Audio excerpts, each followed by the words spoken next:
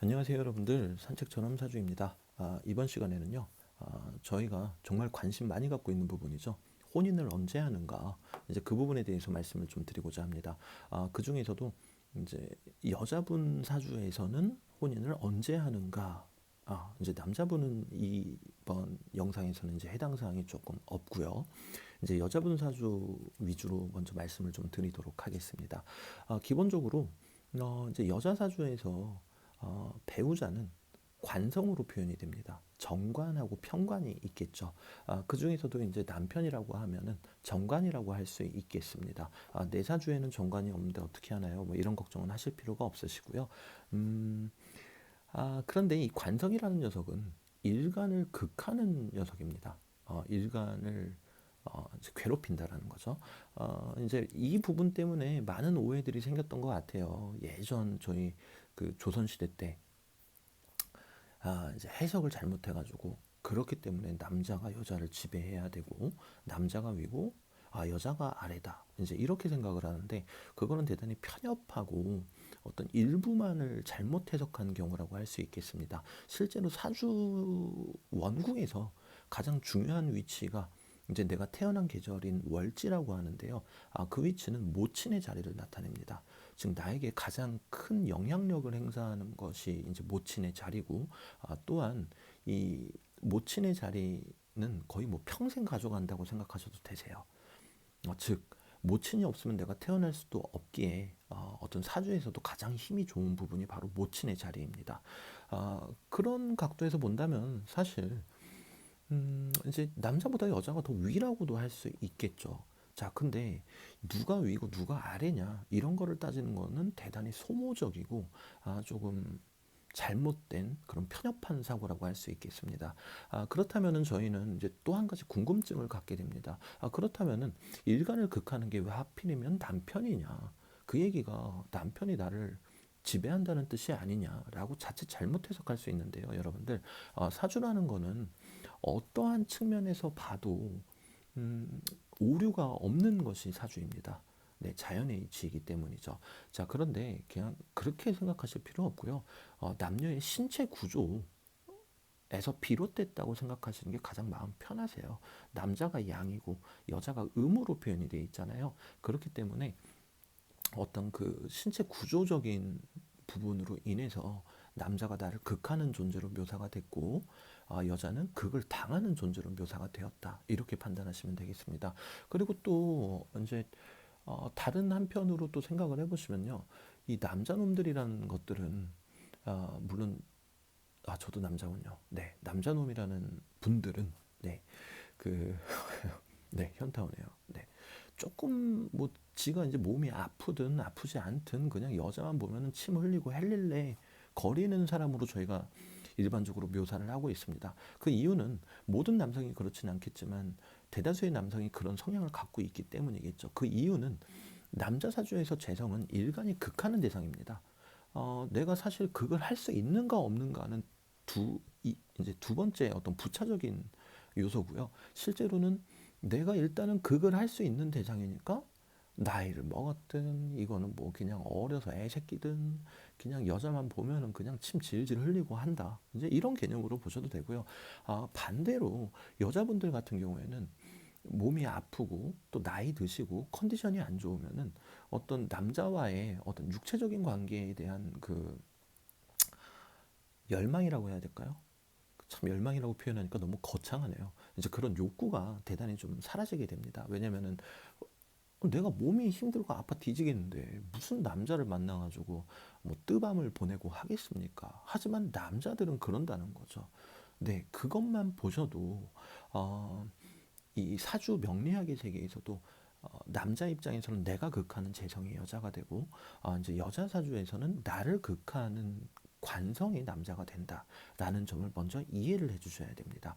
자, 그러면은 여러분들 우리가 상식적으로 생각을 해보자고요. 사주에서 일간의 힘이 대단히 약하다고 가정을 해봅시다. 대단히 약한데 그럼 내가 가뜩이나 지금 힘들어 죽겠는데 관성이 오는 걸 받아들일 수 있겠습니까? 받아들일 수가 없습니다. 그렇기 때문에 일간이 이제 대단히 약한 신약사주라 그러죠. 그런 사주 같은 경우에는 보통은 이제 비겁 대운이나 나에게 힘을 주는 인성대운에서 혼인을 치르게 됩니다. 예시 한번 보여드릴게요. 자, 을목입니다. 을목이고요.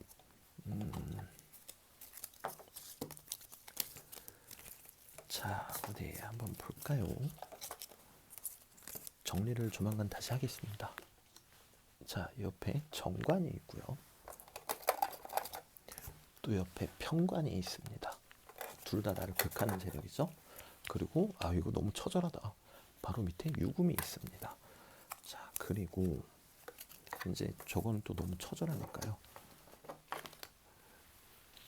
해수가 있습니다. 수생목이니까 나를 생해주는 기운이고 정인이 되겠죠. 자, 그리고 기토를 하나 이렇게 저는 또 몇십 초 안에 이렇게 한 사람의 인생을 뚝딱 만들고 있는 중입니다. 인간적으로 저는 너무 심하니까요. 네, 기묘를 놓고요. 그리고 또 뭐를 넣을까요? 힘 빼주는 거. 힘 빼주는 건데 너무 기분 좋게 얘기한 것 같아서 뭔가 잘못한 것 같은 느낌이 들지만 존재하지 않는 명식이기 때문에 그냥 진행을 하겠습니다. 저 정리 좀 다시 좀 해야 될 것 같아요. 요즘 이렇게 정리를 또 안 해가지고 참. 네, 자 이렇게 갑시다. 자, 나한테 힘을 주는 같은 오행이 여기 하나 있죠. 그리고 수생목이니까 나한테 힘을 주는 세력은 또 물이 되겠습니다. 검은색이죠. 이렇게 두 개가 있습니다. 그럼 나머지는 나에게 힘을 빼는 세력이죠. 자, 이렇게 되면요. 혼인의 시기는 나에게 힘을 주는 대운에서 혼인을 하게 됩니다. 뭐 예시를 한번 들어보겠습니다. 갑인 대운이 왔다. 자, 그럼 혼인 정년기라는 겁니다. 왜? 내가 일간의 힘이 약해가지고 관성을 받아들일 수가 없었는데 이제 힘을 주는 세력이 왔기 때문에 드디어 관성을 받아들일 수 있게 됐다라는 겁니다. 자, 그러면은 그러면요. 또 다른 경우 한번 보여드릴게요. 좀 헷갈리는 경우.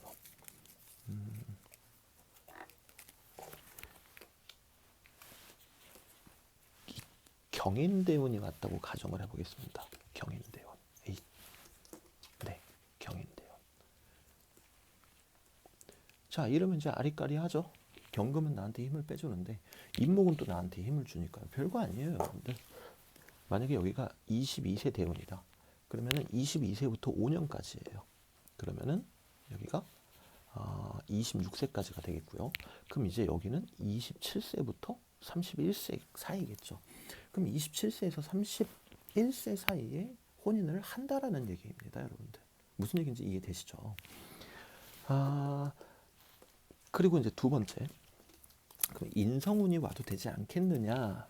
일간도 나한테 힘을 주니까. 근데 일반적으로 인성운은 그 작용이 조금 약합니다. 일간한테 힘을 주는 건 맞지만 시간이 걸린다라는 거죠. 그래서 대단히 신약한 사주라면은 인성운에서 결혼하는 거는 사실상 어렵고 비겁대운에서 결혼을 한다고 생각하시면 되겠고요. 거꾸로 약간 신약한 사주다. 약신약이다. 그러면은 인성대운에서도 결혼할 수가 있습니다. 근데 사실 제가 이 영상 제일 처음에도 말씀드렸다시피 복합적인 걸 봐야 돼요. 네. 물론 이제 저 대운 안에서 결혼하는 건 맞는데 그 대운 안에서 어떤 해에 결혼을 하느냐. 그리고 결혼을 하려다가 이게 파토가 나느냐. 이제 이런 부분들을 또 봐줘야 됩니다.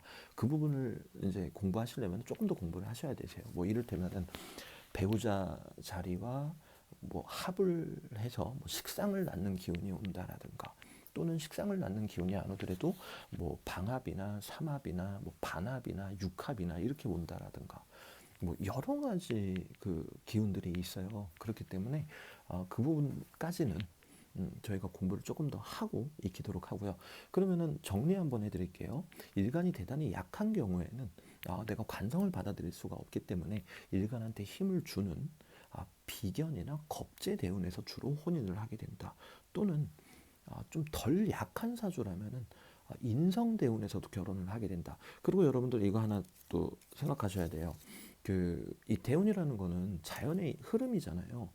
뭐 22세 대운이 끝났다. 그래서 32세가 됐다라고 해서 그 대운이 사라지는 게 아니에요. 그 다음 해까지도 미칩니다. 그래서 저희가 실제로 볼 때도 예를 들어서 아까처럼 이제 경인대운이라고 해볼게요. 자, 경인대운인데 이제 이 구간이 27세에서 이제 31세 사이가 혼인 정년기라는 건 알았단 말이에요. 자, 그래서 이제 세운을 쭉 검토를 해보니까 이건 앞만 봐도 결혼을 못 하겠는 거야. 자, 그러면 그 바로 다음 대운에서 찾아보게 됩니다. 물론 그 다음 대운 시작하고 한참 뒤는 아니고요. 그 다음 대운 초반 1, 2년까지는 이 기운이 남아있기 때문에 그때까지도 혼인 정년기라고 생각을 하시면 됩니다. 물론 거꾸로도 생각할 수가 있겠죠. 22세에서 26세까지가 이 경금의 구간이지만 이 25세, 26세 이쯤 되면 또 인목의 기운이 같이 출렁이거든요. 그렇기 때문에 약간 플러스 마이너스 1, 2년 해가지고 보게 된다라는 거고요. 이제 그 중에서도 정확한 이제 해는 세운까지 같이 보면서 판단을 하게 된다라는 겁니다. 자, 그럼 이번에는요. 이제 강한 사주, 신강사주라고 하죠. 내 편이 많은 사주. 강한 사주는 언제쯤에 혼인을 하는가에 대한 이야기를 드리겠습니다. 여러분들 이제 눈치 까셨겠지만, 눈치 까셨다 이건 좀 그렇네요. 눈치 채셨겠지만 강한 사주는 내 힘을 빼주면서 관성을 만들어주는 기운, 그 대운에서 이제 결혼을 하게 됩니다. 뭐 예시를 한번 들어보겠습니다.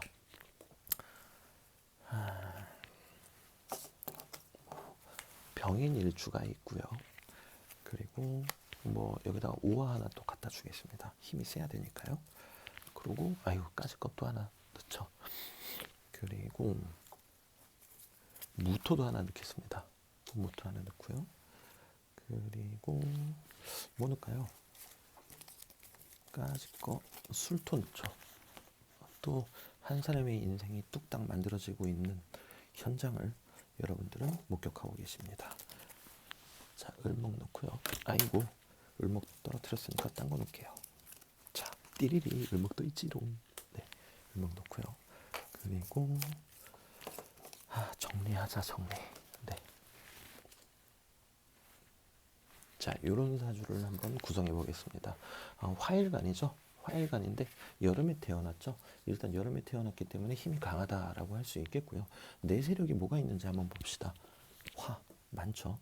그리고 나를 도와주는 세력은 목생화이기 때문에 나무겠죠. 나무도 보시다시피 많습니다. 그럼 딱 봐도 강한 사주가 됐죠. 코 간지러. 네. 자, 그러면은 사주 구성을 한번 볼게요. 목생화, 화생토 이렇게 돼버렸죠. 자, 그러면 얘네들은 인성이 될 것이고 일간이 생하는 얘네들은 식상이 되겠습니다. 정확히 얘기하면 이제 식신이 되겠죠. 자, 관성이 없습니다. 보시다시피. 그럼 이제 길거리 사주 가시면 이렇게 관성 없잖아요. 그럼 결혼 못하네. 막 이런단 말이에요. 아니에요, 여러분들. 자, 강한 사주는 이미 관성이 오면 받아들일 준비가 되어 있습니다. 그렇기 때문에 관성이 물이 되겠죠.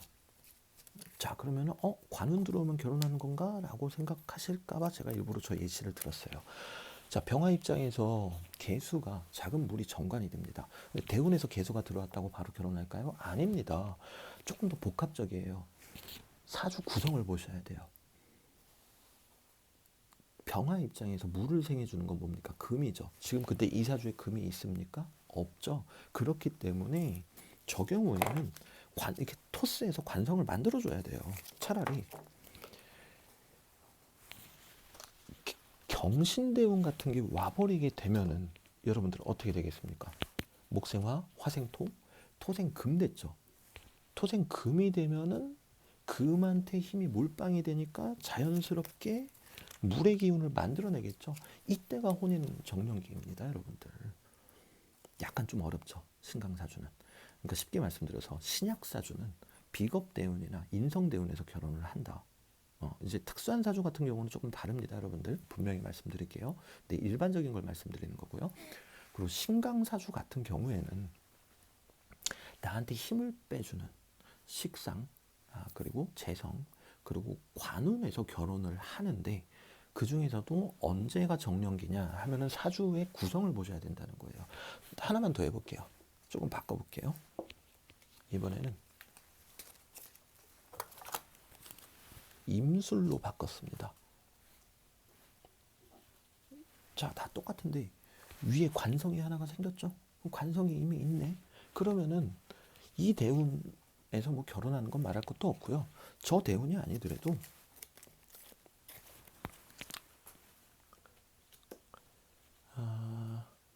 네, 요런 대운이 와도 요거보다는 조금 더 명확하게 요런 대운이 와도 결혼을 하게 된다는 겁니다. 제가 왜 바꿨냐면요. 지금 이 임수 평관은 뿌리가 없잖아요. 그러니까 대운에서 뿌리가 이렇게 와주고 뿌리가 돼주죠. 뿌리가 와주고 그럼 대운에서 이제 관성이 생겼다. 아이 반말한 거 아니에요. 생겼습니다. 생겼고 반말을 했구나. 아무튼 죄송합니다. 좀 흥분했던 것 같아요. 그 상태에서 금까지 왔다. 그러면은 목생화, 화생토, 토생금, 금생수가 되는데 그 와중에 임수의 뿌리까지 왔다. 그러면 이게 혼인하는 대운이에요. 조금 어렵죠. 네, 그래서 조금 이제 지인분들이나 아니면 나의 부모님들, 주변에 아시는 분들 사주를 통해서 여러분들이 이제 분석하시면은 조금 더 쉬운 답을 얻으실 수 있으세요. 이게 어려운 얘기 같지만 별거 아닙니다. 강한 사주는 내 힘을 빼주는 대운에서 결혼을 한다. 물론 이제 조건이 조금 맞춰줘야 되겠지만 약한 사주는 비겁 대운이나 비경겁제 대운이나 인성 대운에서 주로 혼인을 한다. 이렇게 생각하시면 되겠습니다. 너무 열정적으로 강의를 했습니다. 네, 이만 끝마치도록 하고요. 이제 여러분들 조금 더 공부 많이 하시면은 조금 더 디테일하게 보실 수 있게 되세요.